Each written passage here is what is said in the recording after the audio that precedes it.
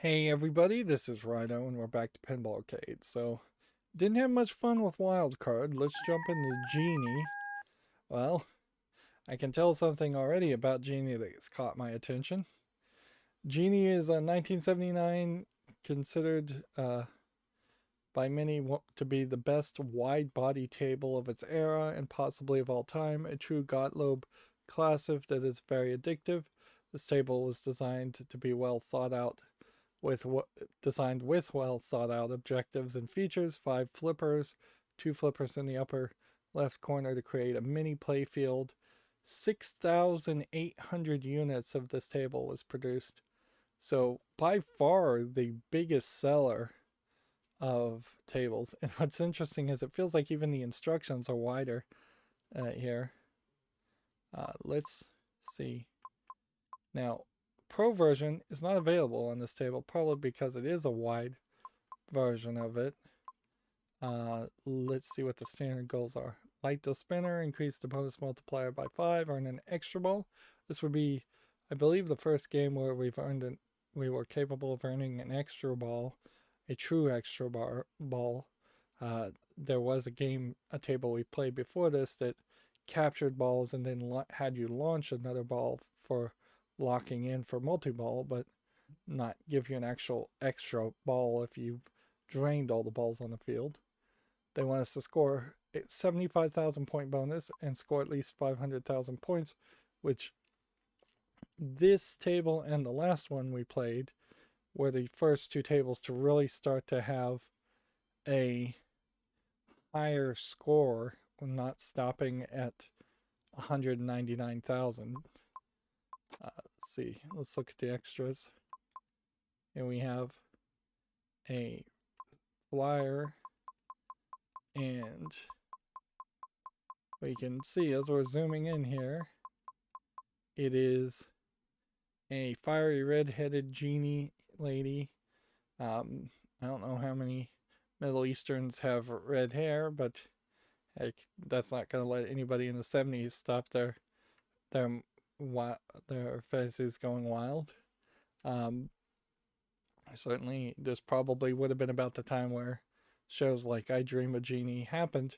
Although, in all fairness, the TV show I Dream of Jeannie had a rule where her belly button could never be shown because that was considered obscene by the censors. So they had a hanging tassel that would obscure it for the live broadcasts that those episodes would come out. They weren't live, they were recorded broadcasts, but they were such low resolution that if there was a single frame where a belly button was shown, nobody would have caught it. But that's not the case for this pinball flyer, at least. You are showing a considerable amount of cleavage and belly button here. Definitely selling on sex. And for a wide body table, she does have kind of a thin hip and wide butt. Sadly, zooming in, you still can barely read the text, and it's at a weird angle for this image. This very well may have been the only art that exists for the flyers. Yeah. I did mention in a previous recording that it'd be interesting to figure out why, in particular, all pinball tables or most pinball tables are the same shape and size. In this case, that is not the case. So we've got a lot going on here, and we'll have to use the instructions to kind of point around.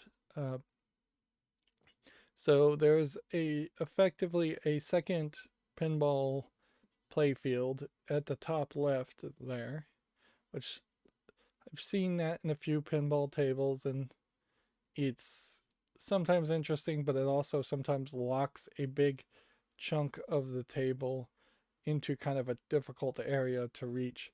Sometimes they do the similar things by having a playfield under the table and with like see-through glass or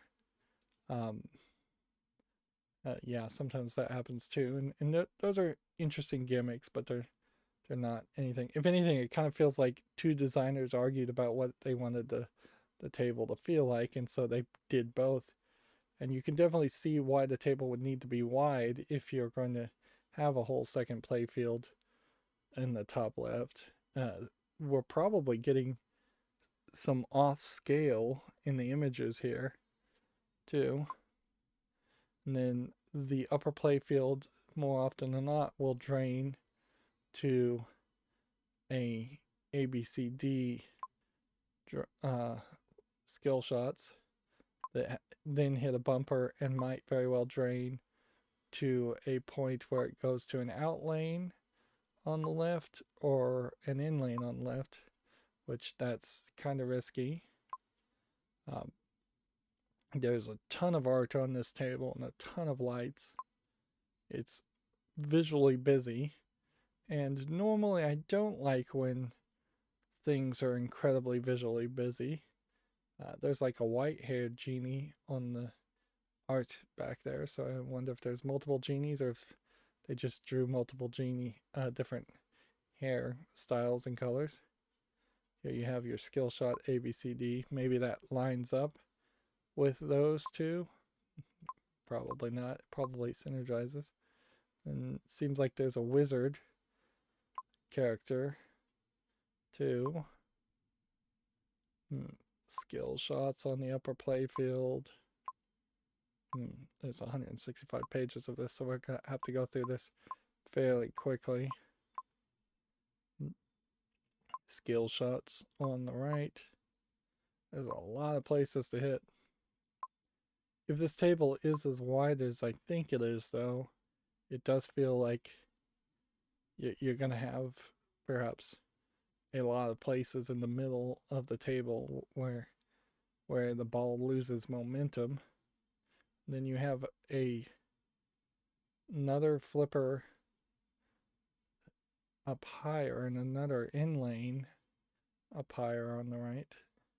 Oh, there's 6 flippers in the table, though. Isn't that what it said? Is that there were 6? I see 5. There might be another one hidden somewhere. There's a spinner, just one. So late 70s is when they started introducing just one spinner. I will say I probably would not be happy if all pinball tables took a wide body style. I don't think that's good for the sport. It would be the equivalent of having baseball fields with 5 bases or football fields with twice the number of yards. It's just inconsistent. It's kind of like the difference between a bumper pool table size and a billiards table size and a pool table size. Like there are 8 feet long pool tables, there are 9 feet long pool tables, there are 7 feet long pool tables, and it's a mess. But also, in all fairness, having a 9-foot long pool table is a hard thing to have the square footage for, much like a wide pinball table probably wouldn't fit in a lot of places. You have to remember that as pinball tables, not billiards, got more and more popular, they probably would have wanted to cycle out pinball tables fairly frequently, and if they can't slide a pinball table forward and slide a new pinball table in the spot that old one was, like a parking spot would be, then you're going to have trouble. If you have to rearrange your row of 5 different pinball tables because there's not enough room, that's going to put this table either at the end at the back or at the end at the front, And since it would be a new pool table, it would be at the end of the front, which is fine for when it first sells. But as soon as it's no longer the new hotness, it would have to be moved to the end of the row of pool tables at the back. So this would be a quickly forgotten pool table where a standard size pool table would just either be shifted over one. More likely they'd all just be left wherever they are, because I wouldn't want to move a bunch of stuff anyways. Alright, let's go ahead, and I'd like to really see the backboard, and the fact that you don't have a pro mode for this table kind of sucks, because you would expect that to be for all the tables, and I don't know why they wouldn't have bothered to give that feature of being able to explore the tables and look around to everybody. The fact that you're paying for it in itself is just weird. Unless they hid it somewhere else. But where could they have hid it? Now, interesting, the table has only one genie, and she's a white-haired genie in the art, fighting a wizard or a vizier. But it's a black-haired lady and like a demon on the back art. They probably just had different artists do different things.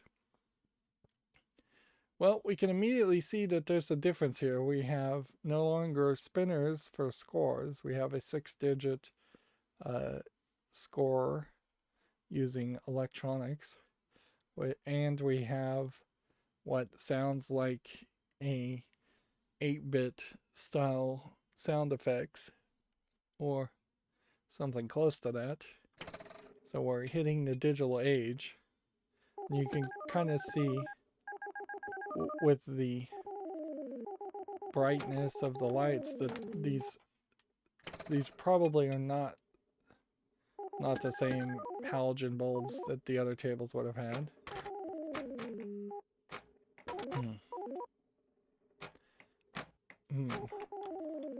I assume all of these sound effects are just hard-coded, and so they can only play a few MIDI-like notes. You're gonna have to bump the table every time it goes onto that left out lane.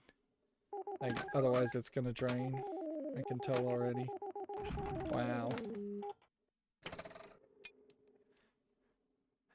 Avoid the out lanes at all costs, because if you don't, you are going to regret it on this table.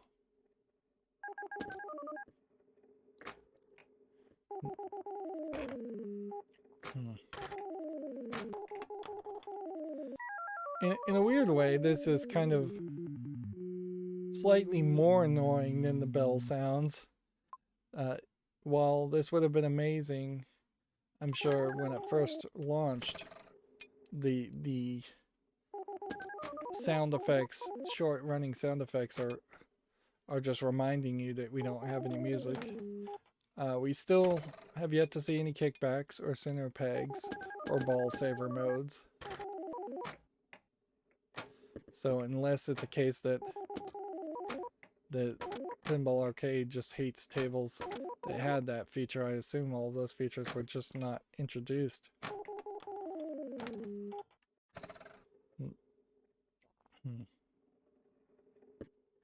This is a wild table design. It definitely feels like somebody was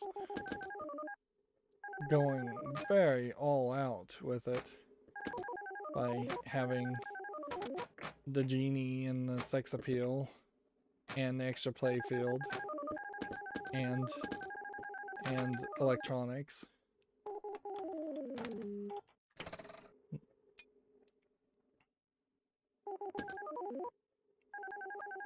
This might be the first table that also has a one-way gate, which at the upper play field, I think might lead back into the ABC section.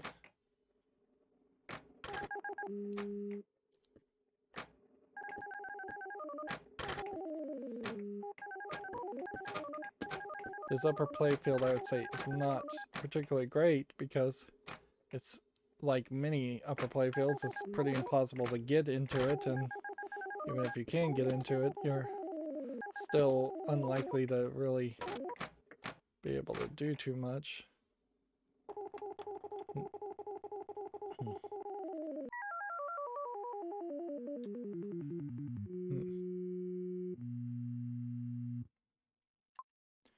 Well, we got 100,000 there. This also feels like a table where I'm not likely to get a bunch of beginner's luck. Probably need to bounce it the other way.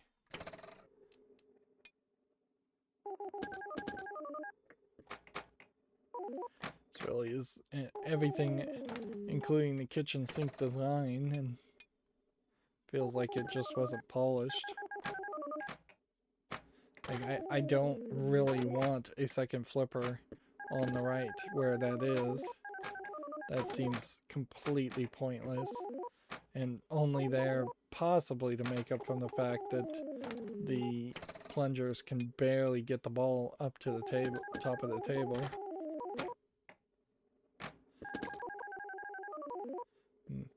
Generally, if there is a need for another plunger, it's because the another flipper, it's because you want a flipper that's going to shoot at a different angle. There's really not any different angle here on that right flipper. It's just there for no reason.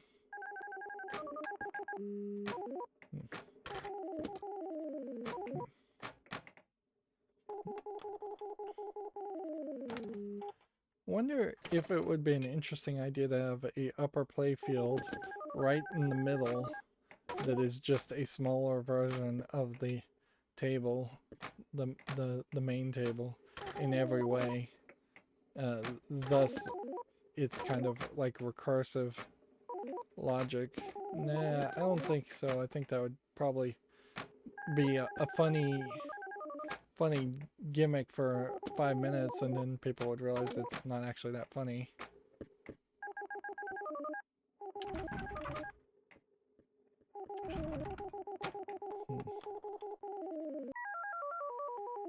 Yeah.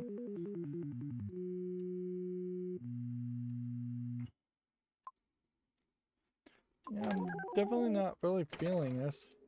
Maybe the dark-haired girl is actually just the vizier's girl, and she's not the genie. Oh, that wouldn't make sense because it was a dark-haired genie that was on the flyer. More than anything, I imagine it is just a case of they had different animators doing it, and nobody communicated with each other as far as what the character was going to look like.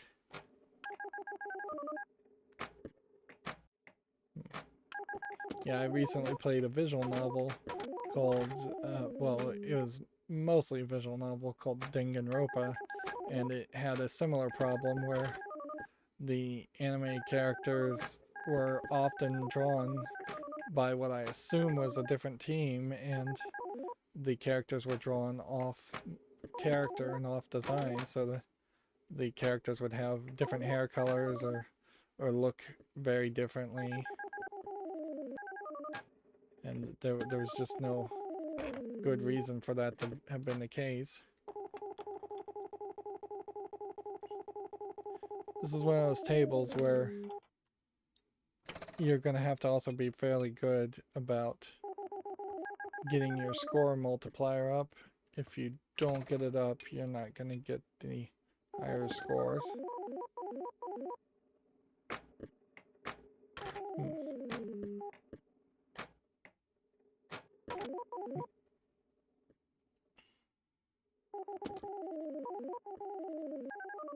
I guess I Dream a Genie has also been like the last, that and Disney's Aladdin has been pretty much the last we've seen of any any genies in that, no, the Wishmaster horror movie series. I know Supernatural, the sci-fi TV show, had some genies that showed up on occasion, but they did their own thing with them.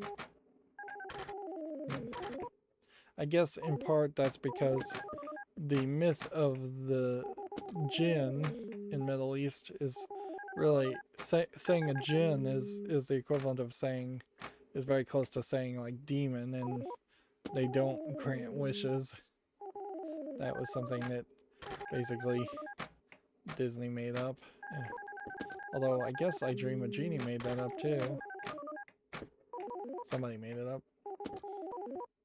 Lawrence of Arabia probably made it up if I was to guess. You can definitely see that there's an influence there of a famous book, a famous TV show. There just had to be like one touchstone to spin off a bunch of other thoughts and ideas. Nowadays in modern forms of entertainment, everybody has so many different forms of entertainment and things they could be interested in that there aren't cultural touchstones anymore. There aren't those water cooler moments where everybody would talk about seeing Bewitched or I Dream of Jeannie on the TV because that was the only thing that would have aired on TV that night.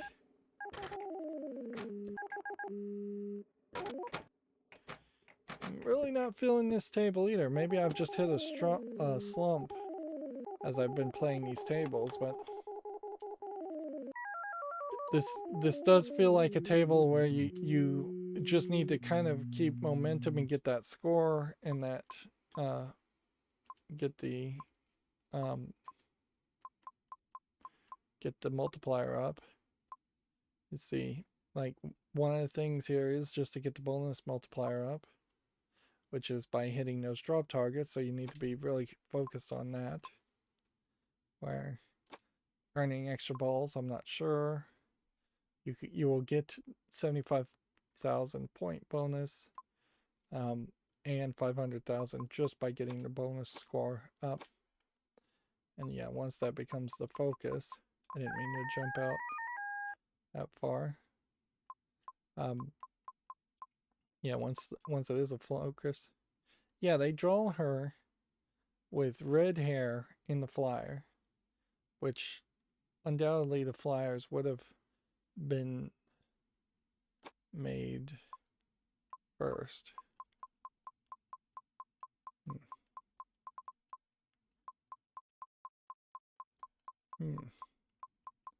But yeah, you can see on the backboard, the part I can't see, that there is a black-haired lady that the vizier is in front of, and then there's a genie and a demon, and then there are 4 digital scores going on, and everything is digital now, so I imagine the drop targets and everything would reset between each player, which is a different kind of game when playing multiplayer than some of the older ways.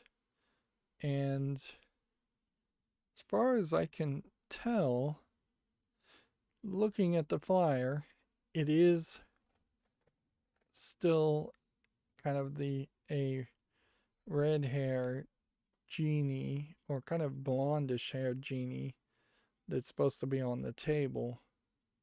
It doesn't look particularly white, but the genie on the table looks like she has twin pigtails, whereas the genie on the cover and the backboard has a big spread out poofy single ponytail going in 3 different directions. So I guess the idea is that there was just multiple genies. It might be an interesting horror movie where you accidentally awaken a whole bunch of female genies and you think it's a great thing, and then they try to eat your organs or whatever.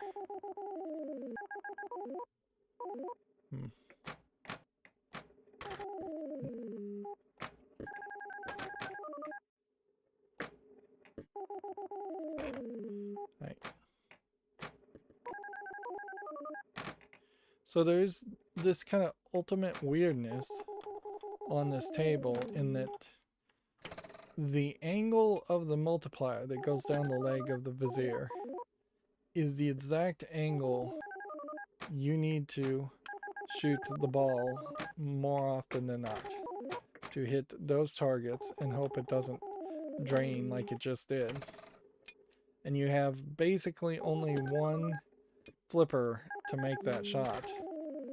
And maybe you can convince the ball to hit the drop down targets with the other flipper, but more than likely you're better off just sending, anytime you get a right hand shot, you're better off just sending the ball all the way to the upper play field, which I don't feel like the upper play field has enough of a multiplier based on what you're doing up there. Also, the drain out of that upper play field did just totally shoot it all the way down to drain out the center. These sound effects are going to be very pointless and annoying and repetitive. Yeah, that is a gate. We just proved that.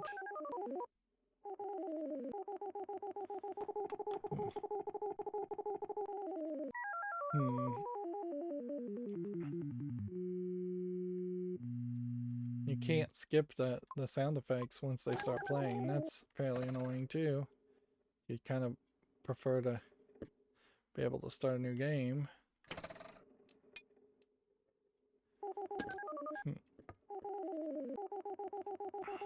Man.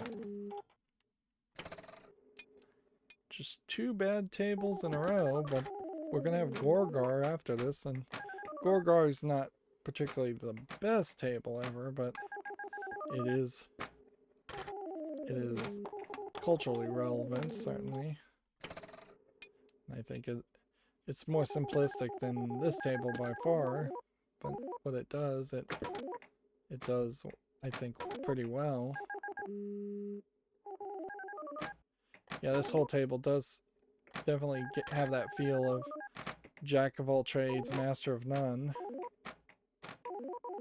We once again have bumpers that are not in parallel. Well, I'd like to see, if you have only 2 bumpers, I definitely would want to see them in parallel. So, and this upper right flipper actually, I don't think has a good angle in which it could feed the ball into the upper play field. So it's actually more of a hindrance than a helper.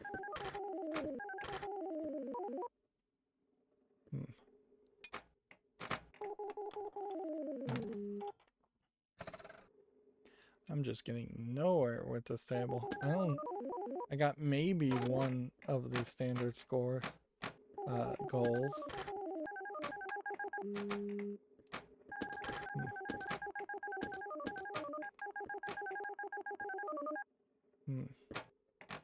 And they said this was just an ultra wide table too, so there is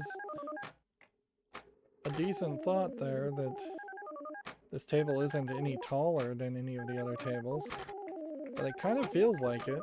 It is. I could just be imagining that. But yeah, I definitely not having an experience there. I really have to file a complaint here that there's just no pro version, because it would be like the pro version in every other table. Let's just choose wildcard for example. Not even a table I like. Has ball control, and you can turn off the tilt meter, and table exploration where you can fly around. Yeah. From the angle there, that definitely feels like the height of the ultra wide table was higher too, or maybe the angle was there, and the tips. Like, just being able to do card exploration would be appreciated. And so, yeah. But when you can just control the ball and lock it in like that, and so you don't even have to use the flippers. See, this was a table that I particularly found annoying. But at the very least, this lets you kind of explain what you're doing and figure out what the different components of the table are all about.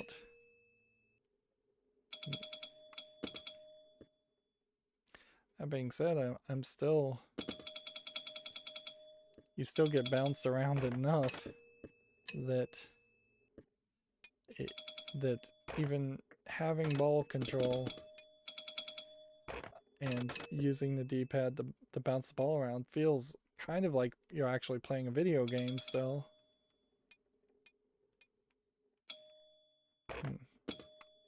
Because like I'm trying to hit targets and I'm still missing them.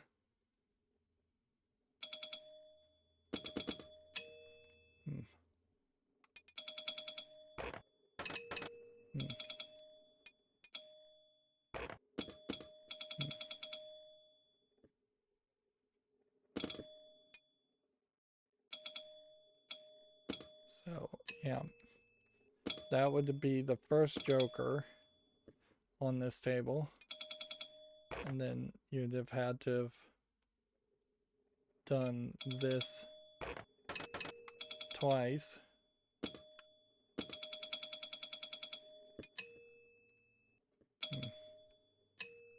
The fact that you're using the D-pad to control the ball still doesn't really work. So that's lighting the outlane special. That's the second joker. That's collecting the special. And I don't think there's anything more you do at this table.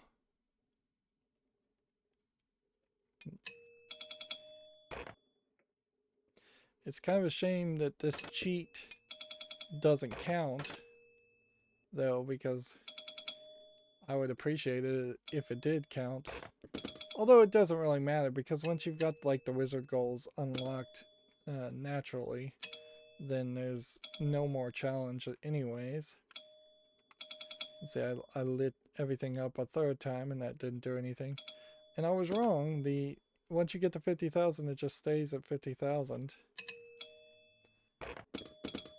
And see, having the tilt function show you where the tilt would be is great. Although it doesn't actually stop you from tilting. So now you are just straight up tilted. Which means, I guess, if you tilt it, you lose all your score anyways. Wow. I didn't realize tilt meant you lost all your scores. There. Well, regardless, if you could play that for real. That's an odd angle there to play it sideways like that. But whatever. Some people, I guess, do step back that way. But yeah. 300,001 ball and all of that.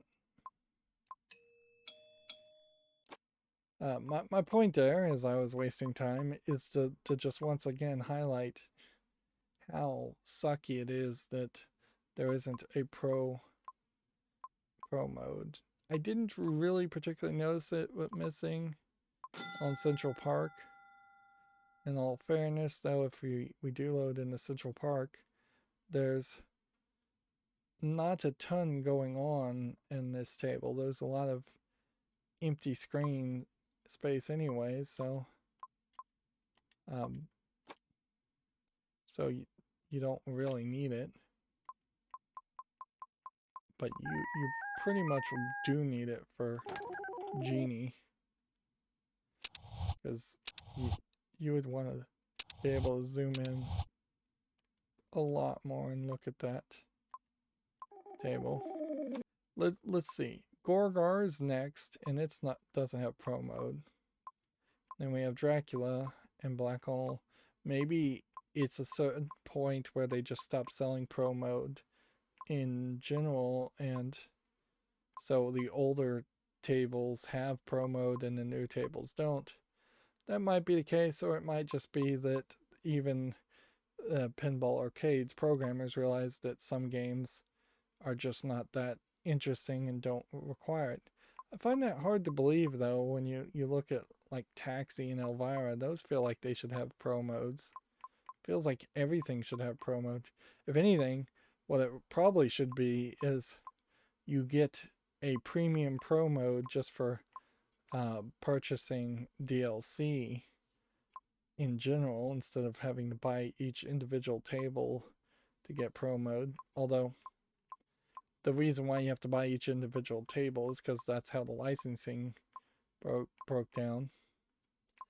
In a funny way, this is an argument against bundling, and it probably is the argument as to why some tables might not be showing up here.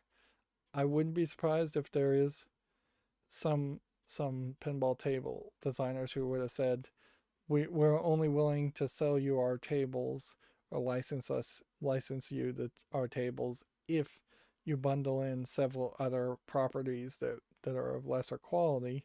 I don't think Pinball Arcade would be particularly too upset about that, but it would make them have to do a lot more work to get the one good table that they wanted. But that's certainly what you see for like internet service providers and cable TV providers, is that they bundle in the 5 channels you want to watch with 155 other channels that you would never watch in your lifetime.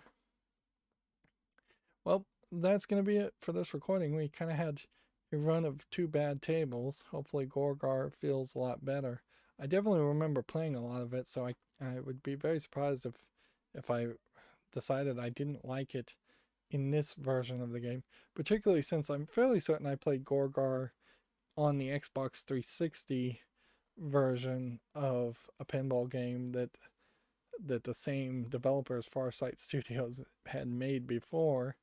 Of course, on that Xbox 360 disc, there was only maybe a dozen tables and then never any way to add more tables. Although the Gophers game, I believe, was one of the tables. So is Gophers here? Caddyshack? Is the Caddyshack Gophers game pinball table? Wasn't particularly an interesting table, but I would kind of expect it somewhere. Yeah, here we are. Here it is, I believe. You're on our turf now. No Good Gophers. Based off of Caddyshack. Yep. So I imagine every table that was in the Xbox 360 game I played is in this collection too.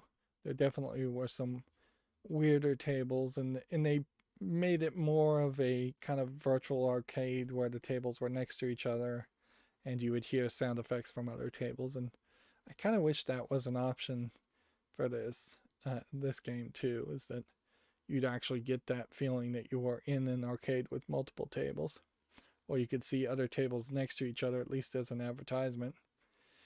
Anyways, that's going to be it for this recording. As always, I ask you to like, share, subscribe, comment, and watch every second of my videos. If you want a friend or follow me on any social media sites, there's a whole bunch of links down below. And if you want to support me further, there's a link to Patreon, or you can friend me on Steam and gift me a game off my wish list. Thank you for watching. Have a good evening.